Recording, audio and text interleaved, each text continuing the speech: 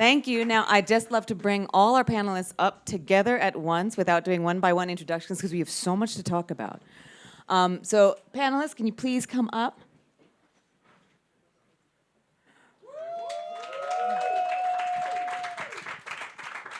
Hi.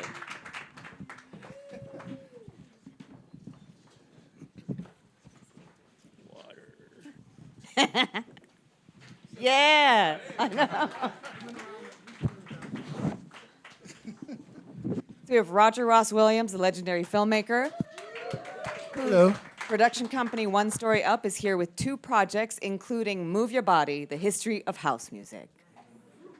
And we have Bao Nguyen, who's here this year with The Stringer, and he also was here last year with The Greatest Night in Pop.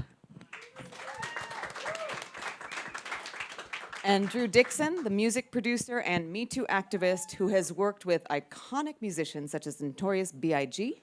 and Whitney Houston, and was here in 2020 when we first met with On the Record, and we'll dive more into that later. And Joseph Patel, who is fresh off the heels of the opening night film, SLY Lives, aka The Burden of Black Genius, and was last here with the Oscar-winning Summer of Soul. And was last here at 9:30 this morning. So, the question for this panel is, can music save the world? So we're going to start with that question. Do you think music can save the world? Oh, I'm kicking it off? Sure, why not? She gave me the look. Absolutely. No doubt. I believe music is the most powerful language we have. It allows us to communicate on a frequency that transcends nationality, sort of more formal languages. It's divine. And it's frankly why it's so important that we are intentional about the way we produce it, support it, distribute it, the choices we make. So hell yeah.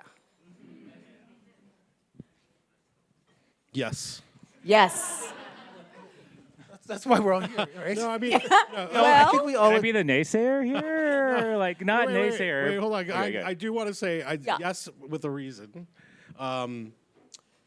Music builds community, right? And I think that is incredibly important in good times and bad. And, you know, for me personally, music was the gateway of how I formed my worldview, right? Obsessing over album covers and liner notes, and this artist working with that artist and what's on the cover. It's how I learned about photography and literature and politics and economics and, you know, revolution, like that. It shaped my worldview, and I think it's like that for a lot of people in big ways and small ways, but it's all rooted in community. All right. I think for Black people, music is political. I think whether it was Billie Holiday on the stage of the Apollo singing Strange Fruit, which was banned in the South and was a political statement, or James Brown on the stage of the Apollo in 1968 after the death of Martin Luther King singing I'm Black and I'm Proud. For the first time, that was a rallying cry to Black America. So, or NWA, you know, stringing up a Ku Klux Klan member on the stage of the Apollo, not a real Ku Klux Klan member. And, you know, so music has always been political for Black people. It's how we express where we are in America, our place in America, and, you know, fighting the system. When I think about films internationally that have played at Sundance, like Bobby Wine, The People's President, or Soundtrack to a Coup d'etat, which just got nominated, or an Oscar, and think about how, I remember Bobby Wine himself saying, what people can do is watch this film, because the more people that see this film, the more likely he is to be able to stay alive. So, I mean, for me, it's probably more semantics, but I think like music can help heal the world and can help save it. And I think there's so many different venues, and like maybe the world, you know, saving, I think is such a strong term. So I'm always looking more towards healing rather than like curing things. And so for me, I think, you know, from I had the fortune of making a film about We Are the World, which was like one of the major sort of examples of, I think, celebrities and singers trying to do something for the greater good. But I do think of the times where I'm just like sitting alone, like heartbroken, and a song will save my life in that moment in so many ways. And so I think what's beautiful about music is sort of both the intimate and the epic of it in many ways. I had that experience on New Year's Eve, actually. I was feeling sad in a corner. We were together. We were together on New Year's Eve dancing. Well, got you up dancing. I was waiting for that moment, yes. And then what happened at midnight? Do you remember what song played? Remind me. Pink Pony Club. And we started dancing. And then everything felt better. So yes, and I think about a line from SLY Lives, from Vernon Reid. When the country was falling apart in the late 1960s, it was the music and SLY that brought them together. And it felt so emotional and resonant for now, because I look to where is that going to come from now? And I was wondering if we, like the Grammys are coming up soon, what do you hope will happen now that we're in this tumult again? From the music world, from the music industry. I hope Beyonce takes every Grammy for Cowboy Carter.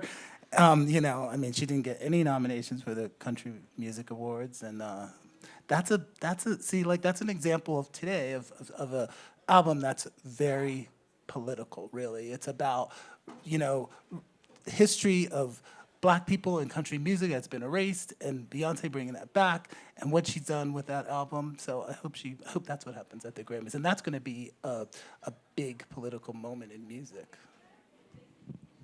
Anyone else? I mean, I think like given where the Grammys are happening and what has happened recently in that area, I do hope that, you know, in the same moment that it's a time to celebrate, it's a time to be a bit cathartic and you know, a lot of people here are from LA, and I don't think we've had time to like grieve and heal in so many ways. I'm using the word healing a lot. Maybe it's like my self-help routine or something. But I do think there's like a need for time reflection, and I think music does that in so many ways that like it's hard to do in films in the same way if you listen to a song with a group of people or go to a concert. Like I remember after like COVID ended, the first thing I wanted to do was go to a concert and like be with people and like feel that same emotion and sing with people, like be in harmony and not cacophony in so many ways. And I think the Grammys offers, and a lot of these opportunities, like Sundance offers these opportunities for us to like sit back as artists, as people who watch art, who watch films, to think about like, you know, the question that we're asking in this panel today, like how can we make art that can heal and save the world? When I think about if people spent more time singing and dancing and less time talking and thinking, maybe the world would be a better place. Drew? Well, you know, as optimistic as I am, as it's clear from my first answer about the power of music to uplift us, heal us, revolutionize us, liberate us, I am deeply skeptical about the record business. So you brought up the Grammys. That system, I do believe, is harmful. It's extractive. It's obviously capitalism is extractive. I think the music industry is exceptionally so. And I think the gatekeepers have revealed themselves to be toxic. And so I used to jokingly say the record business is no place for someone who loves music. So I am eternally optimistic about the power of music. And it is why I am so adamant that we must change the record business. But how does that happen? And yes. And this brings up another question, like, there's the music and then there's the business behind the music. And it's there that the cracks exist that don't let the light in. And there are those who profess through their music to be trying to save the world or heal people and heal the world, but who, behind the scenes, commit insidiously harmful acts to individuals or to groups. Should we care about that dissonance? Yeah. I mean, the Grammys aren't going to save us. The record companies aren't going to save us. Streaming services aren't going to save us. But the kids who are making music in their basements and throwing dance parties and running the underground clubs in New York and internationally, what's happening, and being able to hear that music in those scenes and feel that culture 10,000 miles away. That's the stuff that'll save us, you know? Dream Hampton, who is such an influential person in my life, she taught me a couple of lessons early in my career as a music journalist, and basically it's like, look to what the kids are doing, you know? She's like, the kids in the music space, they will tell you what's going on and what works and what doesn't, and they'll show you the way. And then what happens is the record labels get a hold of them and then eat them up, you know? But I think there's enough music in the world that exists outside of that system, and that's some of the stuff that we have to look to. That's exactly what Move Your Body is about. It's about, you know, the disco and the disco demolition happens in Chicago, and it's the death of disco, it's the end of disco, and a bunch of kids in the projects in their basement created house music and created their own. They reinvented this new form of music, and they did it on their own terms. And of course, it gets co-opted, and it becomes EDM. It becomes everyone. The whole world co-opts it, and they're forgotten. They're left behind. You know, but they did that because in their world, you could be a queer kid who was bullied and awkward, but when you came onto the dance floor, when you came into the club, you were free, right? It's this incredible freedom that happened in the beginning of disco. But then disco was co-opted, and that happened in the beginning of house too. You know, so it does always get co-opted by the music industry. Yeah. Well, I think that I agree with Dream on many things, and I always have. And I do believe the kids are always ahead of us, leading us, breaking ground, challenging us, pushing us forward.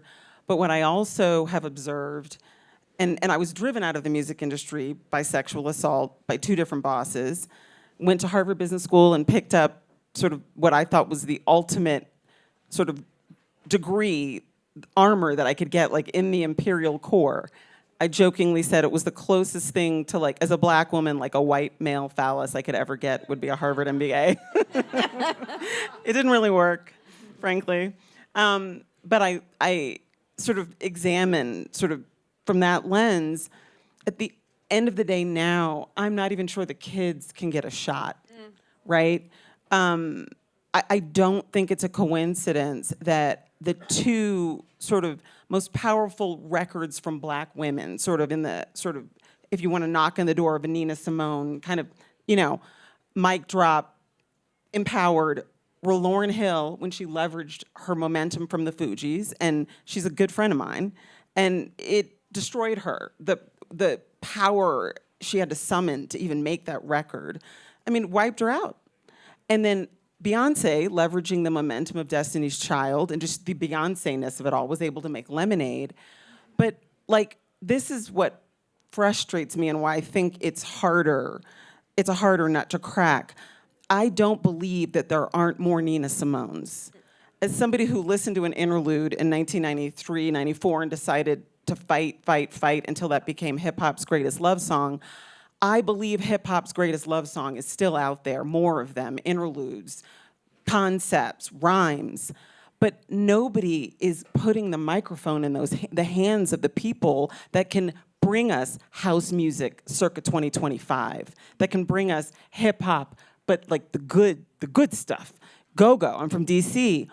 Because the gatekeepers are toxic, and it's become consolidated and more consolidated, like everything. I mean, we saw the inauguration, the consolidation, the distribution in the hands of people that don't have a soul. The kids can be as all right as they want to be, but somebody's got to give them the shot to get out into the world, and that's where we gotta fight to create traction, to put money in their hands in a system that is soulful and something else than what exists now. Well, and also, how can music be, thank you. And also, how can music and art be used to combat what is now the dominant culture, which is that of misogyny and meanness? I mean, a friend of mine reached out to me who advises a lot of schools, education, about how teachers are reaching out to her saying, kids are now using Nazi salutes and being mean to each other because they feel like that is what they're supposed to do now. So how do we try to shape the culture moving forward from this moment, which is a pivotal moment, and where people are falling in line, where those that might have, you know, in 2016 stood up and stood strong for culture and for what should be the dominant narrative, it's not, we don't see that boldness happening. So what gives you hope? I'm not very optimistic, so you're No. asking the wrong person. I think you should answer this. I mean, after hearing everyone else, I'm like, I changed my mind. I mean, just like Joseph was saying, like, you know, the kids in the basements, like, there's people who haven't been tainted by, you know, industry and things. But nowadays, with the internet and social media, like, I think it's like permeating into their basements quicker than it would have been, you know, 30, 20 years ago. And so I'm also not optimistic, but I do hope.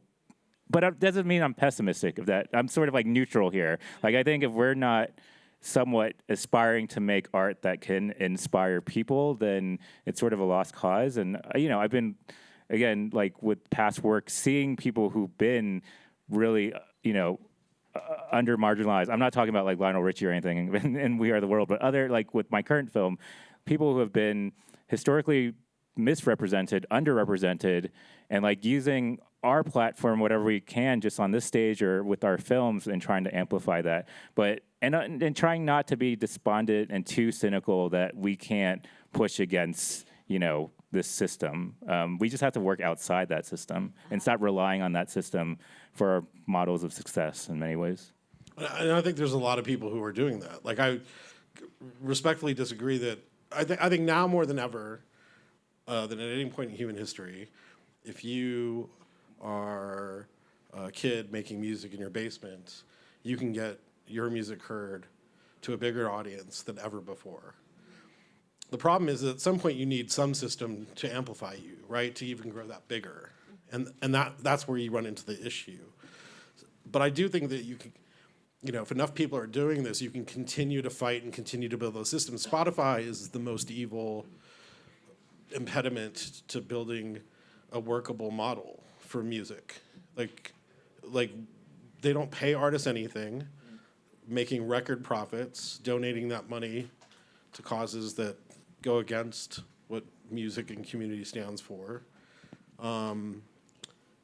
You know, and artists have to rely on that system. I think, you know, I'm very much a ground up kind of optimist in some respects, that I think you can build it from the ground up. But, you know, it takes a lot of work, and it takes breaking down some things before you can build something else up, you know? The other thing I'll say is I think there's that famous Nina Simone, right? We use it in Summer of Soul. It's on the internet at least once a month, of, you know, her talking about artists making music that reflect the times. I think we've always wanted that. Like, we say that, I remember that feeling has been in existence from, you know, when I was a kid. And for a while there were artists that were doing that, right?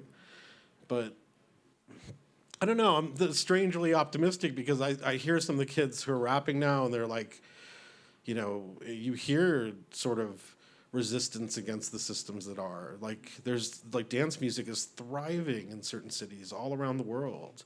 And there is sort of power in those gatherings because they exist outside the system and they're hugely successful. I think of, you know, our friend Kunal and India Warehouse. He built that up from 100-person party to 10,000 South Asians in a room all around the world. Like, that's crazy to me. And he doesn't participate in the system. Yes? So I agree.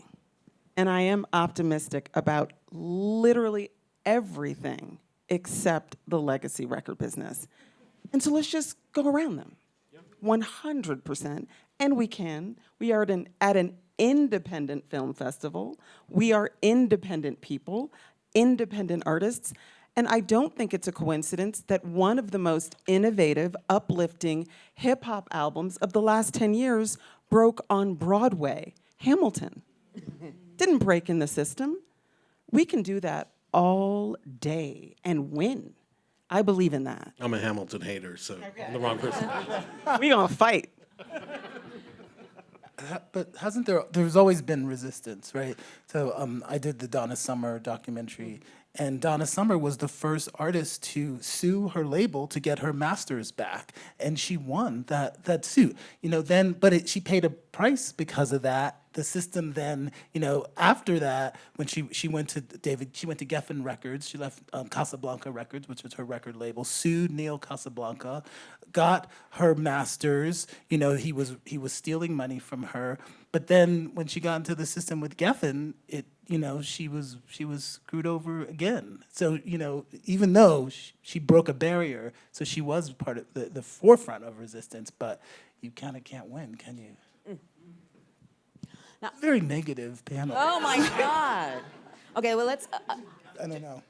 to try and bring some levity to this. Let's talk about our personal journeys.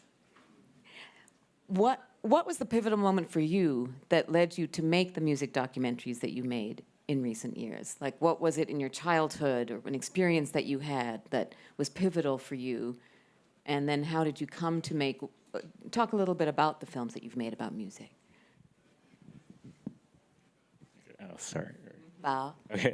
Well, when I was only 2 years old when We Are the World came out, and so my sort of entry point into the song was very different from many people of a different generation, and for me, like making a film, even if I'm disconnected, like I'm not part of the personal experience or what I don't think is a personal experience at first, I always try to find that personal connection. I think we do that with music too when we listen to a song and we are that person in that song in many ways. And so for me, it was like looking back at my parents' journey. My parents are Vietnamese refugees, right? And I remember like hearing them play Lionel Richie records, Kenny Rogers records. So for me, pop music was that bridge from my parents' immigrant background to my Asian American background, and that is how, again, talking about like the intimate quality of music, that was important for me. And I still, thinking about making that film and whether or not I was the right person, I actually went to go. My parents have moved back to Vietnam. I went to go visit them.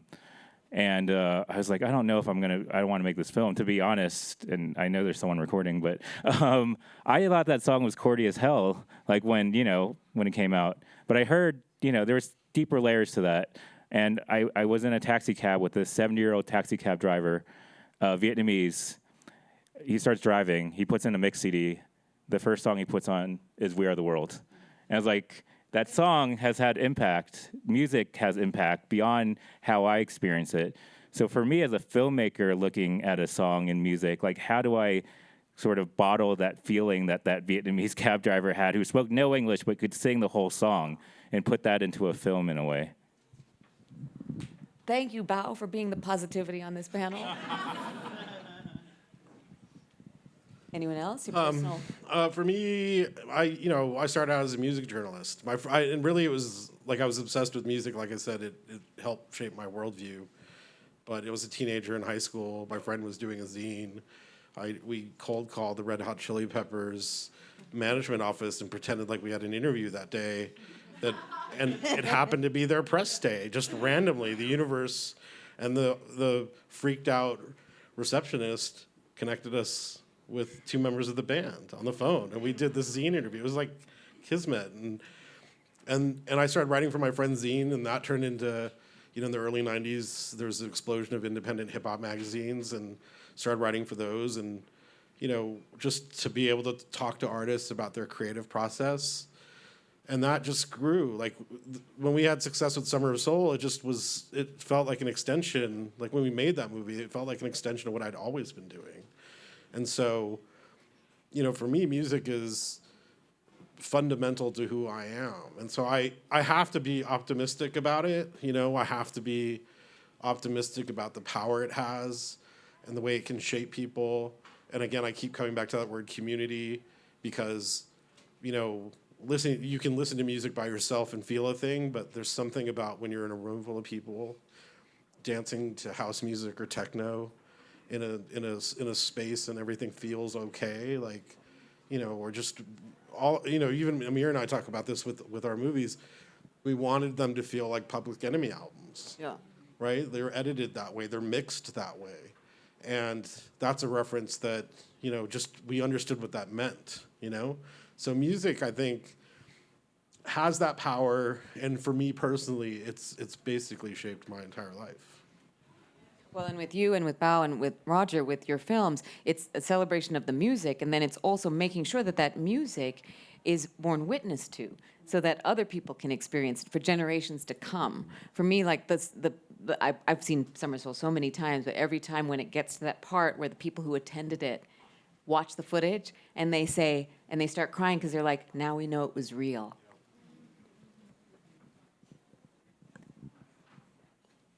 Roger? You looking at me? Yeah. For me, it's about, I grew up in the Black Baptist church, a holy roller church with a full band, and I grew up singing in the gospel choir.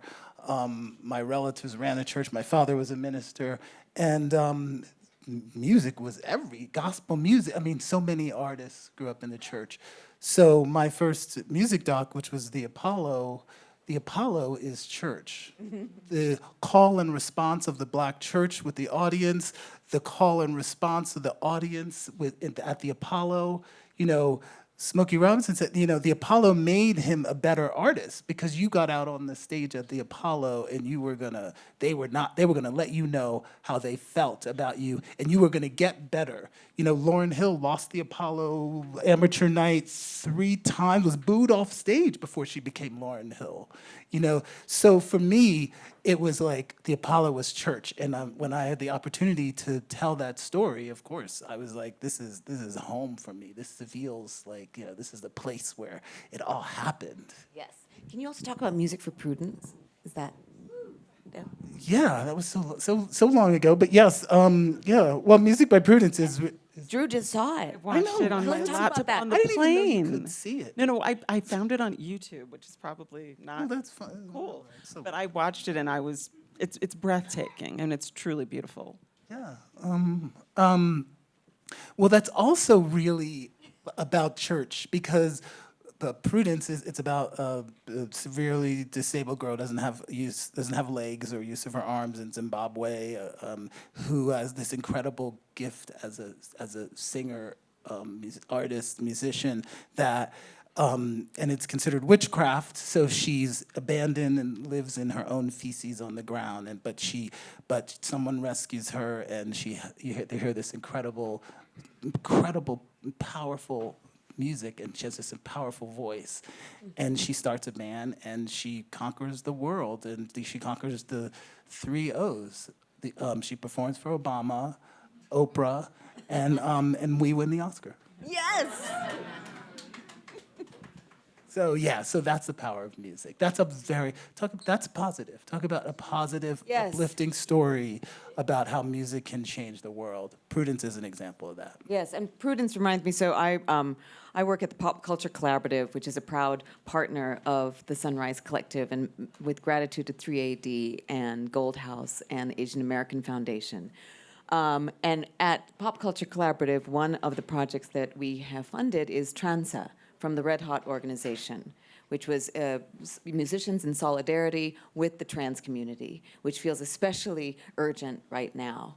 So, and that to me is an example of what the Red Hot organization has done with music, using music to raise awareness about issues like AIDS, like the trans issue, and yeah. I really love that the Red Hot organization came back because that was such a formative thing when I was younger. I remember, that's a perfect example of where music was put to good use, right? And being able to raise awareness for issues and I think they were dormant for a while. And then they came back recently and that trans album's amazing. Yeah, and if you haven't seen the video that Sade made for her song on the Transa album, Young Lion, which is an apology to her son for not supporting him when he first came out. It's a beautiful video. It'll just make you cry. So now, yes? Oh, no.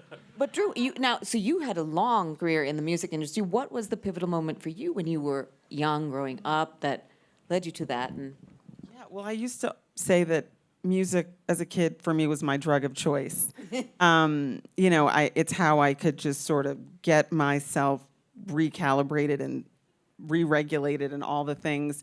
I was a big alternative head, Beatles, and then also like alternative music, the Smiths and Echo and the Bunnymen and Dating Myself. But I was in DC, so I'm in the home of black radio. My mom's Luther, Anita, my dad's Stevie, you know what I mean? So I had to take it all in. And then my parents were local black politicians.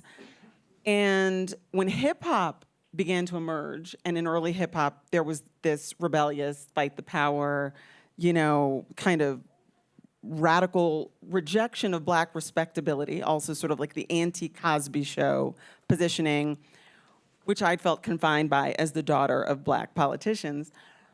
Hip hop seemed like this way to marry my love for music with my sense of commitment to service and my people.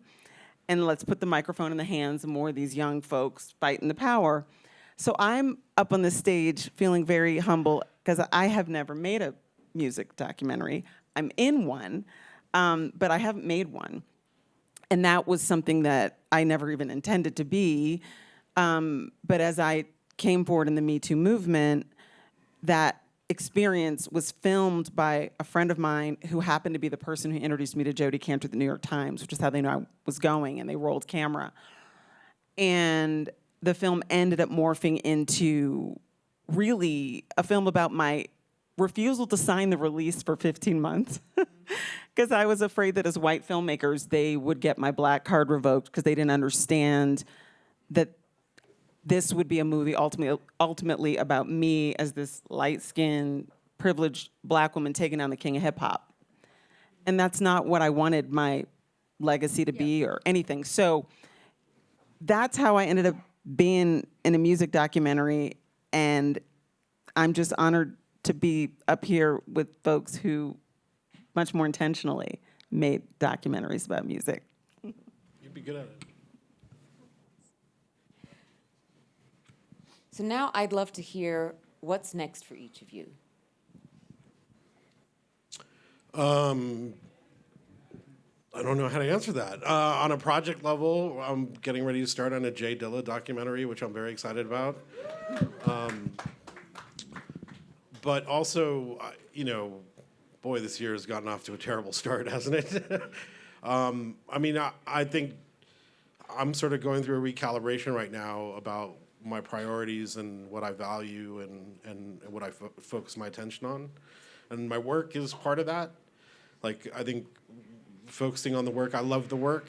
I think it's important to do the work in all aspects, but I'm kind of focusing on that, and I think that's sort of my life raft amidst this garbage ocean that we're swimming in right now.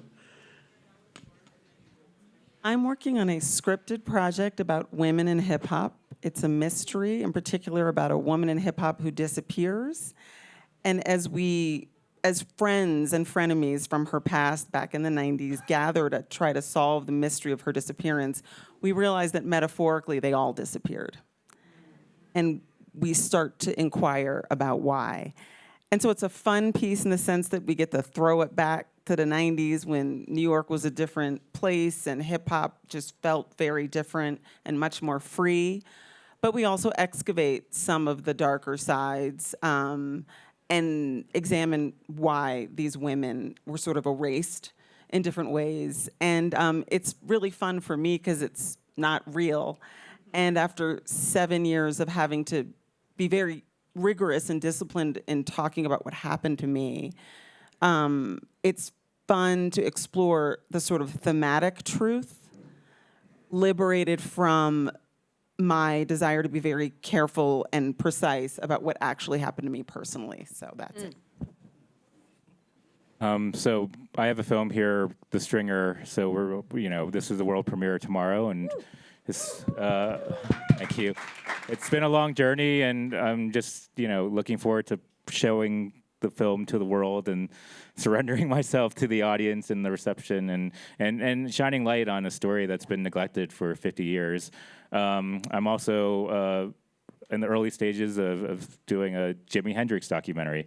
Very specific part of Jimmy's life when he was in London, coming of age in London.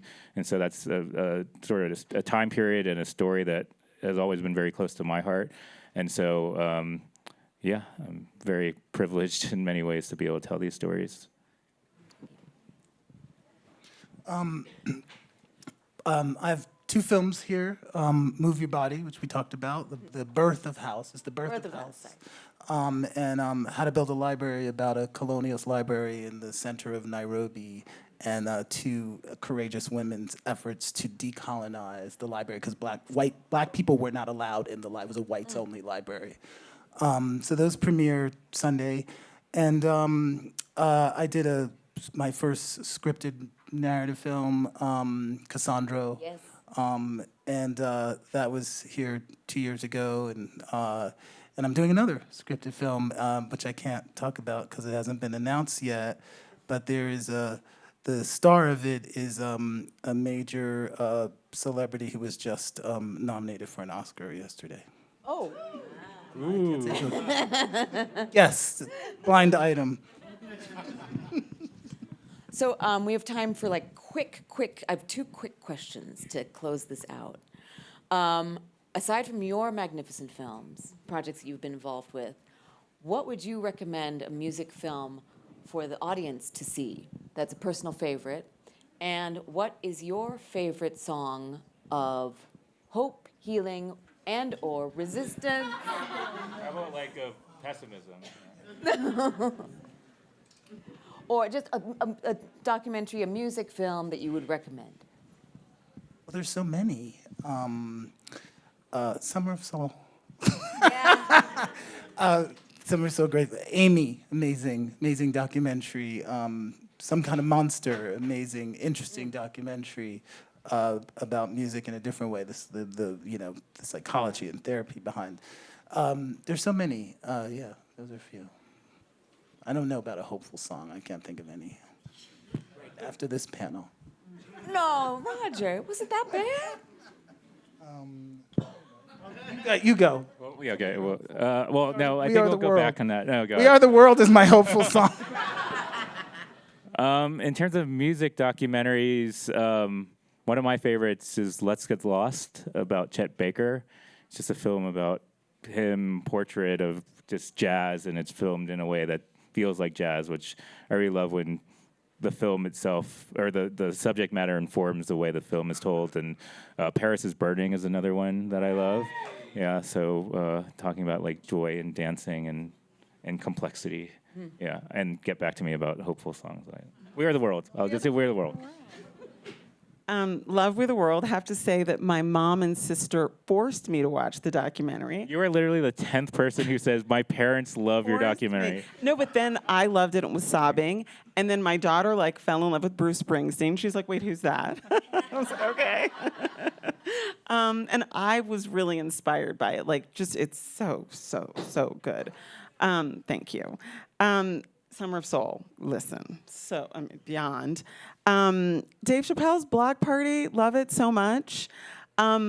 Weirdly, I was obsessed with John Lennon because he was killed on my 10th birthday, at my 10th birthday party.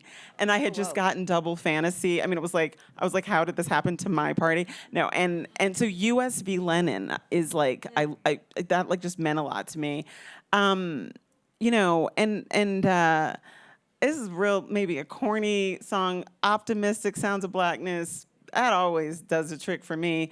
I'd have to keep thinking, but I am optimistic, deeply, deeply optimistic about all of y'all, about the power of us to find a way, in many ways, beyond. I have no doubt this is a dark chapter. We're gonna be all right, okay? And yeah.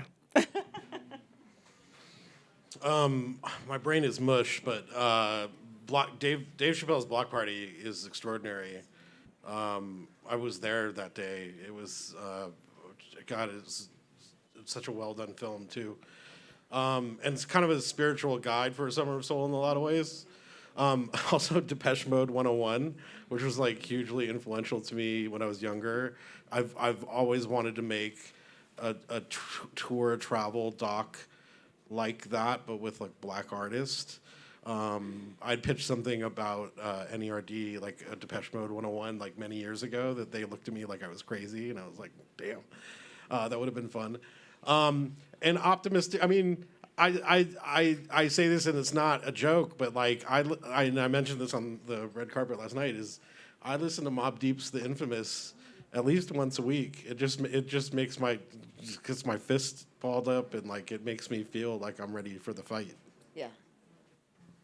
Well, and there were a lot of questions about whether or not this festival would happen, and if so, what it would feel like to be here, considering the tumult that this year has started with all of the painful losses and with all of the political chaos. And yet we are here, and the films are happening, the crowds are coming, and it is important to be in community because we realize that we're not alone and we're not crazy, and that we have a role to fill. And I just think about what a favorite North Star quote of mine is from James Baldwin, that the precise role of the artist is to make the world a more human-dwelling place. And I would like to leave on that note, and thank you to all of the panelists. Thank you for your work. Thank you, Tanya. Thank you. Thank you all for coming. Thank you for having me. And thank you all for being here. We're done. Thanks for coming.